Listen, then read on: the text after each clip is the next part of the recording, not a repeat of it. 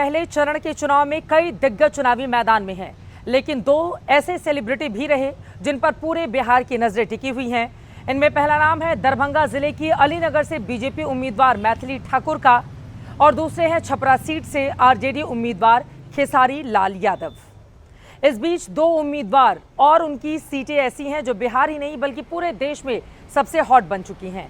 पहली है पटना जिले की मोकामा सीट, जहां से जेडीयू उम्मीदवार हैं बाहुबली अनंत सिंह, जो दुलारचंद हत्याकांड में पटना की बेऊर जेल में हैं और महागठबंधन के टारगेट पर हैं। और दूसरी सीट है सिवान जिले की रघुनाथपुर, जहां के आरजेडी उम्मीदवार हैं दिवंगत बाहुबली शहाबुद्दीन के बेटे ओसामा, जिन पर एनडीए जबरदस्त तरीके से हमलावर है। और इस चुनाव के दौरान हम सब ने देखा कि किस तरह से ओसामा बिन लादेन की चर्चा भी खूब हुई। भारतीय जनता पार्टी और जेडीयू के नेताओं की ओर से बार बार ओसामा बिन लादेन कहकर दरअसल ओसामा पर निशाना साधा जाता रहा। इसके जरिए सिवान की जमीन को बार बार शहाबुद्दीन और ओसामा की याद दिलाकर भारतीय जनता पार्टी गठबंधन दरअसल ये साबित करना चाहती है कि जंगल राज की देन अगर बिहार में रही तो फिर किसके नाम रही।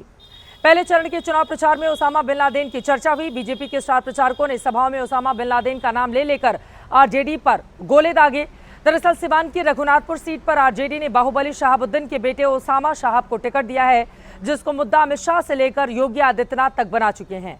और आज चुनाव प्रचार के आखिरी दिन असम के सीएम हेमंता बिस्वा शर्मा ने ओसामा को छोटा लादेन कह दिया।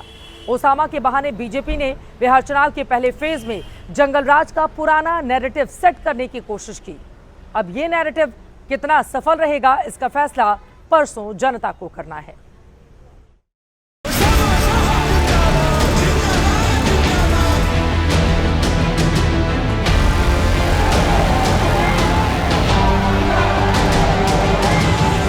छोटे ही हो लेकिन वो ओसामा है। और हम तो कहते हैं गूगल करके देख लो ओसामा का नाम क्या है हिंदी में। आरजेडी ने यहाँ से जो प्रत्याशी दिया है वो अपनी खानदानी आपराधिक पृष्ठभूमि के लिए इस पूरे क्षेत्र नहीं देश और दुनिया में कुख्यात रहा है। सब लोगों के कहने पर हम लोगों ने ओसामा साहब को टिकट दिया है। लालू जी, क्या बिहार की जनता को आप डराना चाहते हो? सब लोग के हमरा की ओर से प्रणाम सलाम।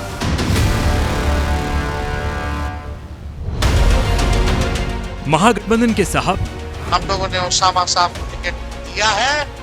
एनडीए के लिए छोटा लादेन। जितना भी ओसामा बिन लादेन है सबको एक एक करके हमें खत्म करना है। और सिवान की जनता के लिए बाहुबली शहाबुद्दीन यानी एमपी साहब के बेटे।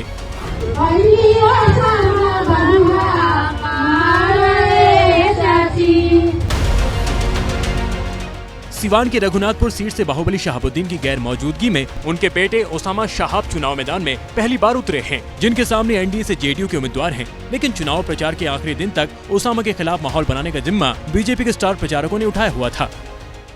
मुझे बताया गया कि रघुनाथपुर में राम लक्ष्मण सीता तो बहुत है लेकिन साथ में ओसामा भी है।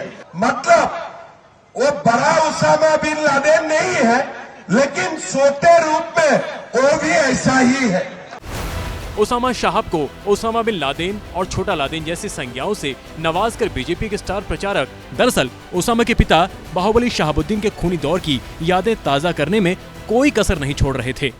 आरजेडी ने यहाँ से जो प्रत्याशी दिया है वो अपनी खानदानी आपराधिक पृष्ठभूमि के लिए इस पूरे क्षेत्र नहीं देश और दुनिया में कुख्यात रहा है। बीजेपी ने पूरा जोर लगा दिया कि ओसामा शाहब का नाम ओसामा बिन लादेन से जोड़कर उन्हें विलेन साबित किया जाए। वैसे चुनावी एफिडेविट के मुताबिक ओसामा 10वीं पास है, खुद को समाजसेवी बताते हैं। ओसामा पर 2 आपराधिक केस पेंडिंग है, लेकिन बीजेपी जिसे ओसामा बिन लादेन साबित करने में तुली हुई है उसे महागठबंधन वाले सिवान का नया साहब और सिवान का शेर बता रहे हैं। सब लोगों के कहने पर हम लोगों ने ओसामा साहब को टिकट दिया है और एक एक वोट आप लोगों से मांगने का काम कर रहे हैं। एक तरफ बीजेपी के स्टार प्रचारक, दूसरी तरफ महागठबंधन के स्टार प्रचारक दोनों के बीच जिसको लेकर जबरदस्त वाक युद्ध चल रहा था, वो ओसामा साहब चुपचाप प्रचार में लगे थे। कभी तराजू पर तोले जा रहे थे, कहीं मालाओं से लादे जा रहे थे, कहीं पुष्प वर्षा का आनंद उठा रहे थे, तो कहीं महिलाएं उनकी जीत की कामना में गीत गा रही थी। लेकिन बीजेपी के छोटे लादेन और महागठबंधन के ओसामा साहब कोई भाषणबाजी नहीं कर रहे थे। शायद डर रहे थे कि कहीं उनके मुंह से कुछ ऐसा न निकल जाए कि बवाल मच जाए। तेजस्वी यादव के कहने पर एक सभा में ओसामा बड़ा संभल कर बोले, हमनी सन के ऐसा सरकार लाई जाओ तो गरीबन के सरकार हो तो।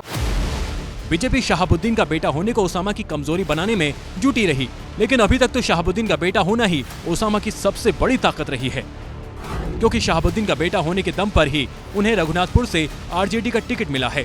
शहाबुद्दीन का बेटा होने की वजह से ही मौजूदा विधायक हरिशंकर यादव ने अपनी सीट छोड़ दी। शहाबुद्दीन के नाम पर ही ओसामा वोट मांग रहे हैं और उन्हें जितने भी वोट मिलेंगे पिता के नाम पर ही मिलेंगे। ये बात बीजेपी भी जानती है, इसलिए उनके निशाने पर ओसामा से ज्यादा शहाबुद्दीन हैं। लालू जी ने सिवान में शहाबुद्दीन के बेटे ओसामा को टिकट दिया है। क्या बिहार की जनता को आप डराना चाहते हो? लहू लुहान किया सिवान की भूमि को, वो शहाबुद्दीन को वो टिकट देकर डराना चाहते हैं। ओसामा साहब की ताकत शहाबुद्दीन है तो कमजोरी भी शहाबुद्दीन ही साबित हो सकते हैं, क्योंकि शहाबुद्दीन तो अपने बाहुबली छवि के दम पर 1996 से 2004 के बीच 4 बार सिवान के सांसद रह चुके हैं। लेकिन शहाबुद्दीन अपनी इसी दबंगई वाली छवि के दम पर पत्नी हिना साहब को 4 बार कोशिश करके भी सिवान का सांसद नहीं बनवा सके। अब बीजेपी के लिए यही उम्मीद की किरण है, इसलिए वो शहाबुद्दीन को अपराध गिनाकर ओसामा को निशाने पर ले रही है। लेकिन वो ओसामा है और उनका पिता का नाम क्या थे? शहाबुद्दीन थे। उनका पिताजी ने भी मर्डर करके रिकॉर्ड बना के रखा है। हमारे रघुनाथपुर में शहाबुद्दीन और उनका परिवार में मर्डर करने में गिनीज वर्ल्ड रिकॉर्ड बना के रखा है। ओसामा अपने मरहूम पिता के बाहुबल के दम पर चुनाव में खड़े तो हो गए हैं, लेकिन जीत हासिल करना इतना आसान भी नहीं है। इसलिए ओसामा ने सेफ सीट को ही अपना डेब्यू के लिए चुना है। साल 2024 में सिवान लोकसभा चुनाव में सिर्फ रघुनाथपुर विधानसभा ही वो क्षेत्र था जहां आरजेडी को जेडीयू पर बढ़त मिली थी। इसी विधानसभा में हुसैनगंज का प्रतापपुर गांव शहाबुद्दीन परिवार का पैतृक गांव है। इस सीट पर 23% मुस्लिम वोटर, करीब 11% अनुसूचित जातियों के वोटर और करीब 9.5% यादव वोटर हैं। यानी जातीय समीकरण के लिहाज से भी यह सीट आरजेडी का गढ़ है। लेकिन रघुनाथपुर सीट पर शहाबुद्दीन फैक्टर काम करेगा या नहीं, ये तो नतीजे ही बताएंगे।